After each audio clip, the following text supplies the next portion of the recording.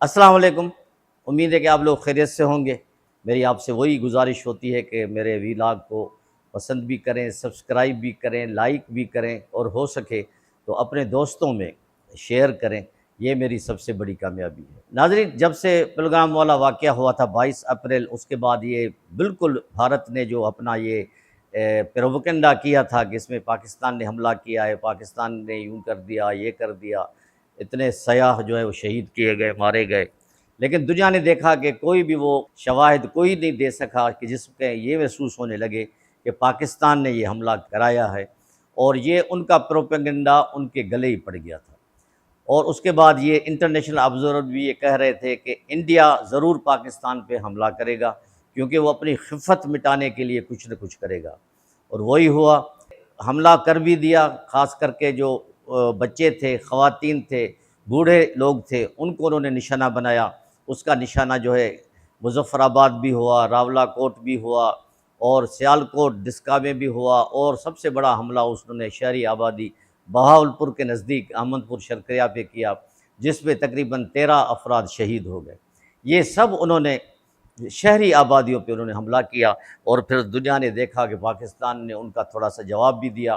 ان کے 5 کے قریب جو بہت کہتے ہیں کہ فنٹاسٹک، ان کو کہتے تھے کہ یہ فرینچ ٹیکنالوجی کے بہترین جہاز ہیں، ان میں سے 3 رافیل جہاز کو انہوں نے پاکستانی آرمی نے، پاکستانی ایئر فورس کے جوانوں نے تباہ کر رکھ دیا۔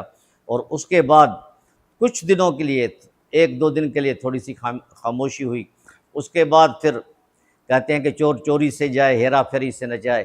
مودی کو اپنی مقبولیت جو گرتی ہوئی نظر آ رہی تھی، اس کو وہ اوپر اٹھانے کے لیے اس نے پاکستان پہ پھر حملہ کر دیا، اور ڈرون اٹیک کر دیے، اور پاکستانی فوج نے، پاکستانی جوانوں نے اس کا بھرپور تابڑ توڑ ان کا جواب دیا، اور 77 کے قریب ڈرون ان کے گرائے، ان کو تباہ کر دیے۔ لیکن اس کے بعد پھر بھی انہوں نے کئی ایسی میڈیا کی غلط پروپیگنڈا کی کہ ہم نے نور خان بیس کو تباہ کر دیا، راولپنڈی کا پورا شہر تباہ ہو گیا، کراچی کو آدھا سے زیادہ تباہ کر دیا، لاہور ہمارے گھٹنے پہ ہے۔ لیکن اتنی گھٹیا قسم کی انہوں نے رپورٹنگ اور وہ کام شروع کیا۔ میں معذرت کے ساتھ بول رہا ہوں کہ دنیا نے تو اس کی طرف تو کیا، اس کے اپنے ملک کے عوام نے بھی ان کا جو ہے اعتبار نہیں کیا، تو مجبوراً پھر ان کے جو صحافی ہیں کچھ، ان کو معذرت کرنا پڑی کہ یہ جو ہم نے ادھوری اسٹیٹمنٹ دکھائی، جس کے لیے ہم معذرت خواہ ہیں۔ تو دیکھنے والوں نے یہ بھی دیکھا تو کہ وہ منہ چھپا کے بات کر رہے تھے، اور وہ اپنے فوجیوں کو بھی کہہ رہے تھے کہ یہ آپ کس قسم کی انفارمیشن دے رہے ہیں۔ اس کے بعد پاکستان کے صبر کا پیمانہ لبریز ہو گیا۔ پاکستان نے جوابی وار کیا، اور ایسا وار کیا رات کو کہ دنیا نے دیکھ کے حیران اور پریشان ہو گئے۔ ان کے کئی ایئر فیلڈز تباہ کر دیے، آدم پور والا بالکل زیرو کر دیا، تباہ کر دیا۔ اس کے علاوہ جو بھی کئی ایسے علاقے تھے، سنگنام کے علاقہ تھا، اور کئی علاقے ایسے تھے، پنجاب کے سائڈ پہ علاقے تھے، جن کے سارے کے ملیا میٹ کر دیے ایئر فیلڈز، اور ان کو اٹھنے کی جو ہے سکت بھی نہیں ہوئی کہ وہ اٹھ سکیں، کوئی اس کا پاکستانی حملوں کا جواب دے سکیں۔ اور یہاں تک بھی کہا جا رہا ہے کہ انڈیا کے تقریباً 70% جو بجلی پیدا کرنے والے یونٹس ہیں یا تھرملز ہیں، ان کو بھی پاکستانی فوج نے تباہ کر دیا ہے۔ کئی علاقوں میں، انڈیا کے علاقوں میں بلیک اینڈ آؤٹ ہو گئی ہے، اور وہ لوگ حیران ہیں، پریشان ہیں کہ یہ پاکستان نے کیا کر دیا۔ اور یہ صبح 7 بجے بھی ایک اجلاس ہمارے پرائم منسٹر نے بلایا تھا، اور وزیر خارجہ اور نائب وزیر اعظم اسحاق ڈار نے صحافیوں سے خطاب کرتے ہوئے کہا کہ یہ تو ہم نے ریٹیلیٹ کیا ہے، اپنے جواب دیا ہے، ہم نے ابھی جنگ شروع نہیں کی ہے، جو کچھ انڈیا نے ہمارے ساتھ کیا اس کا ہم نے ان کو ایک ٹیلر دکھایا ہے، ایک جواب دیا ہے، اور اس جواب نے انڈیا کو اتنا شرمندہ کر دیا ہے کہ ان کے پول کھل گئے ہیں۔ انہوں نے جو تیاری کی ہوئی تھی، انہوں نے جو پاکستان کو بہت دھمکیاں دے رہے تھے، کوئی باتیں کر رہے تھے، کہ پوری دنیا نے دیکھا کہ وہ انڈیا وہی انڈیا جو اپنے آپ کو تقریباً گریٹ پاور سمجھنے کی کوشش کر رہا تھا، تکبر میں تھا کہ ہم وہ پاکستان کو یہ کر دیں گے، ہم وہ کر دیں گے۔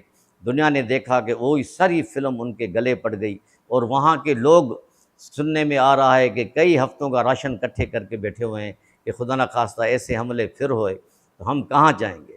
یعنی جو اوروں پہ یہ حملہ کر رہے تھے، اوروں کے لیے یہ کہہ رہے تھے کہ انہوں نے پاکستان کو دھول چٹوا دیے، تو بنعوذ باللہ منہا ہم نے یہ کر دیا ہے، وہ خود وہی دھول چاٹ رہے ہیں اور وہی جو ہے اس میں ذلیل اور رسوا ہو رہے ہیں۔ یہ آخر ہے کیا؟ یہ آخر تجزیہ کار جو ہے انٹرنیشنل، وہ یہ کہہ رہے ہیں کہ گزشتہ کچھ مہینوں سے ساؤتھ ایشیا میں ایک گٹھ جوڑ ہوئی ہے۔ اس گٹھ جوڑ میں امریکہ، انڈیا اور اسرائیل ہے۔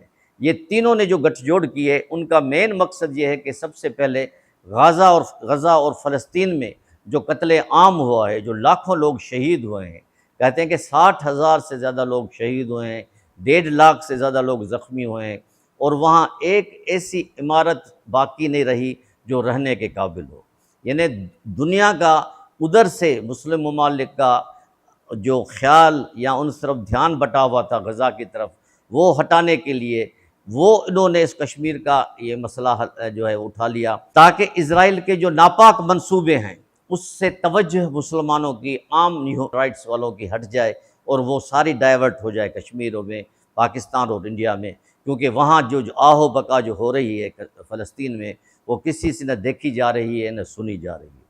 یہاں پہ بھی اللہ کی مہربانی سے پاکستان نے انڈیا کو بہت ہی بڑی فاش شکست دے رہا ہے۔ ابھی یہ کام چلے گا، کیونکہ جب تک انڈیا خاموش نہیں ہو کے بیٹھتا، پاکستان اس کا جواب دیتا رہے گا۔ وہ جواب ایسا ہوگا کہ انڈیا کے دانت کھٹے ہو جائیں گے اور کسی کو منہ دکھانے کے قابل نہیں رہے گا، کیونکہ اب وہ جنگ 65 والی نہیں ہے، 1971 والی بھی نہیں ہے۔ اب جنگ ایسی لڑی جا رہی ہے جو پاکستان اس کا ماسٹر ہے، کیونکہ پاکستان نے ہر وہ منصوبہ بندی کی ہوئی ہے جس سے دشمن کو عبرتناک سزا دی جائے، عبرتناک شکست دی جائے، اور یہ شکست انشاءاللہ ملے گی ان کو۔ یہی وجہ ہے کہ انڈیا کے تقریباً 24 ایئرپورٹس بند ہو چکے ہیں، ان کے سینکڑوں فلائٹس جو ہیں وہ تو یا تو کینسل ہو گئی ہیں، یا منسوخ کی گئی ہیں، یا ملتوی کی گئی ہیں، اور لوگ یہ بھی دیکھ رہے ہیں کہ جہاں جہاں پاکستان نے جوابی وار کیا ہے، وہاں کے ان کے ایئر فیلڈز تباہ اور برباد کیے گئے ہیں۔ پہلے صحافت کی جاتی تھی کہ تاکہ لوگوں کو صحیح معلومات دی جائے، لیکن اب انڈیا کی جو صحافت ہے وہ کسی کو منہ دکھانے کے قابل نہیں رہے۔ ایک دن ایک بات کرتے ہیں، دوسرے دن پھر معذرت کرتے ہیں، پھر تردید کرتے ہیں۔ صحافت ایک بہت بڑا پیشہ ہے، پاک پیشہ ہے، نوبل پیشہ ہے۔ ان کو اگر آپ اس طرح مٹی میں ملاتے جائیں گے، اور جس کا نہ پیر نہ سر ہوگا، تو لوگ آپ پہ کیا اعتماد کریں گے؟ آپ کی حکومت کے پریس نوٹ پہ کیا اعتماد کریں گے؟ ابھی بھی وقت ہے، انڈیا ہوش کے ناخن لے۔ دونوں ملک غریب ملک ہیں۔ میں یہ نہیں کہہ رہا ہوں کہ ہم کوئی بڑے مالا مال ہیں، ہماری عوام بھی جو سطح غربت ہے اس سے ابھی بھی کافی تعداد میں جو ہماری پاپولیشن وہ نیچے ہے، اور یہی حال ہم سے زیادہ انڈیا کا ہے۔ مریں گے کون؟ غریب عوام مریں گے۔ اور اسی کی وجہ سے میں ایک غیر جانبدار صحافی کی حیثیت سے یہ بات کرنا چاہتا ہوں کہ انڈیا جو پہل کر رہا ہے اس کو وہ روک دے، اپنے عوام کی خاطر روکے۔ حکومتیں تو آنی جانی چیز ہے، ملک ہے تو سب کچھ ہے۔ اسی طرح پاکستان بھی اس وقت تک صبر کرے گا جب تک اس پہ حملہ نہ کیا جائے۔ اگر حملہ ہوگا تو ہم لوگ بھی کسی ان کو انڈیا کو خوش فہمی میں نہ رہے کہ ہم کوئی چپ بیٹھ جائیں گے یا خاموش رہیں گے۔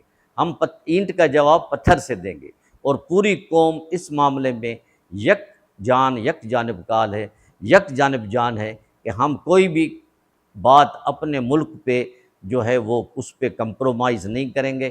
پاکستان ہے تو سب کچھ ہے، پاکستان ہے تو ہماری عزت ہے۔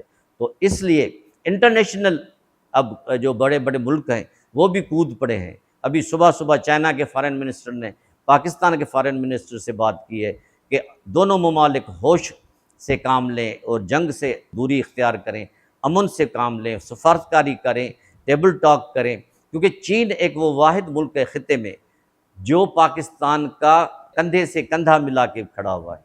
اگر کچھ ہوا خدا نہ خواستہ پاکستان کو، تو چین خاموش نہیں رہے گا۔ یہ بات انڈیا بھی جانتا ہے، اور انڈیا کو اسرائیلی لابی سپورٹ کر رہی ہے، یہ بات پاکستان بھی جانتا ہے۔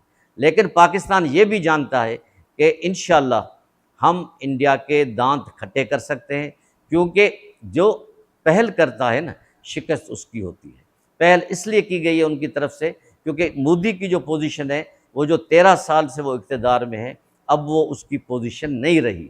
اب کانگریس کی پارٹی اور دوسری اتحادی پارٹی بہت تیزی سے اوپر آ رہی ہیں، بی جے پی کا گراف گر رہا ہے، وہ اپنے اس ساکھ کو کم کرنے کے لیے یہ پاکستان پر ایک بھونڈا ہتھ کنڈا استعمال کر رہا ہے جو انشاءاللہ ان کے گلے پڑے گا۔